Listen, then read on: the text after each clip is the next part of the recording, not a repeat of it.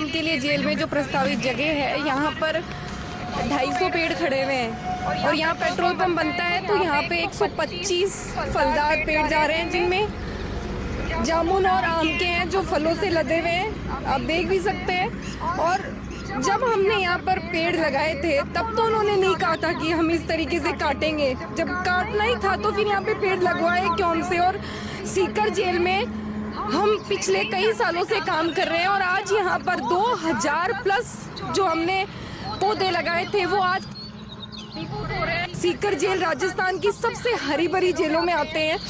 मैंने अपने पिता की स्मृति में यहाँ पर पौधे लगाए, उनकी सार संभाल करी और दूसरे तीसरे इन पौधों को संभालने के लिए यहाँ आते रहते हैं। और आज अचानक से ये कहते हैं कि यहाँ पे तो पंप बन रहा है, आपके पेड़ हटाए जाएंगे।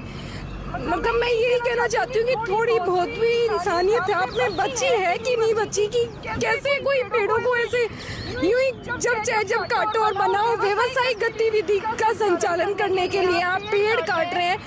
आप ओपन जेल के बंदियों के लिए पंप बनाना चाहते हैं तो पूरे दिन ओपन ही रहते हैं। कहीं भी सरकार की घनी खाली जगह पड़ी है वहाँ भी बना सकते हैं। यही यहाँ मेरे पेड़ों को हटाकर पंप वो क्यों बना रहे हैं। मैं यहाँ पर आज पूरे सीकरवासी में हमारे साथ हैं और हम साथ हैं सब। और मैं आज सभी के साथ से ये बात कह रही हूँ कि हम यहाँ पर किसी भी सूरत में पेट्रोल पंप नहीं बनने देंगे। अगर आप लोग ये सोचते हो कि हम बना लेंगे तो आप ये गलत सोचते हो। आप यहाँ से दूसरी जगह इसको शिफ्ट कर दो, वरना जैसे चिपको आंदोलन हुआ था हम वैसे ही पेड़ों के चिपकेंगे। पहले हमारी गर्दन कटेगी फिर आप पेड़ काट लेना।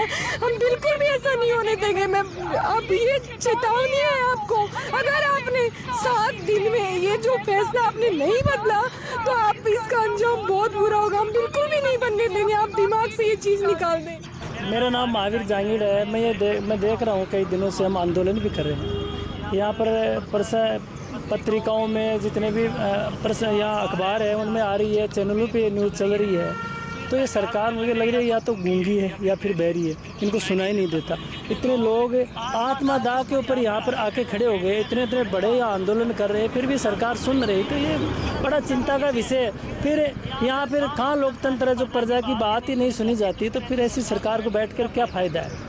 तो मैं तो ये समझता हूँ कि सरकार जल्दी से जल्दी इस आंदोलन को समझे, क्योंकि ये बहुत पर्यावरण से जुड़ा हुआ है, लोगों की सेहत से जुड़ा हुआ है। क्योंकि कितने ऑक्सीजन ये पेड़ देते हैं हमें, और फिर ये मनुस्मृति संस्थान कितनी मेहनत से इन पेड़ों को पाला है, पोसा है और यहाँ लगाया है, यहाँ हरियाली की है। यहाँ जेल के सामने कुछ नहीं था, यहाँ खड्डे पड़े थे, मैंने देखा है, पानी गंदा पानी इकट्ठा होता था और यहाँ कैदी आते थे, वो देखते थे। कोई भी प्रशासन का अधिकारी आता था तो यहाँ पर देखता था कि यहाँ पर बहुत गंदगी है, और उस गंदगी को इतनी स्वच्छ वातावरण बनाना, पेड़ लगाना, अच्छा एक पर्यावरण प्रेमी कितनी अपने तन से, मन से, धन से सेवा करके यहाँ पर पेड़ लगाए हैं। तो मैं समझता हूँ ये बहुत बुरा काम हो रहा है। ऐसे भाई सीकर छात्र संघ अध्यक्ष राजकीय विज्ञान महाविद्यालय सीकर, जैसा कि मनुस्मृति संस्था जो है पेड़ लगाती है हमारी महाविद्यालय, उसमें भी यदि आप जाकर देखोगे तो बहुत सारे पेड़, पूरा ग्राउंड है वो इन्हीं देन है।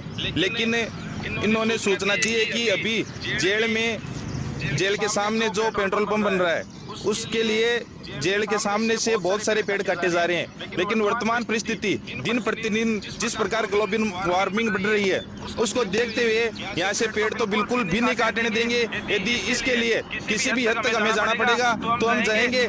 लेकिन हमें पेट्रोल पंप बनाने के विरोध में नहीं है। पेट्रोल पंप आसपास और कहीं भी बना दो, रोजगार देना है और कोई काम ला दो। लेकिन पेट्रोल पंप जो इस महाविद्यालय कॉलेज के सामने खुल रहा है, यहाँ पर 3500 हमारी बहनें पढ़ती हैं। उन बहनों के साथ कुटाराघात हम बिल्कुल भी नहीं होने देंगे, क्योंकि यदि कोई भी बहन बेटी है 800 यहाँ पर जो गर्ल्स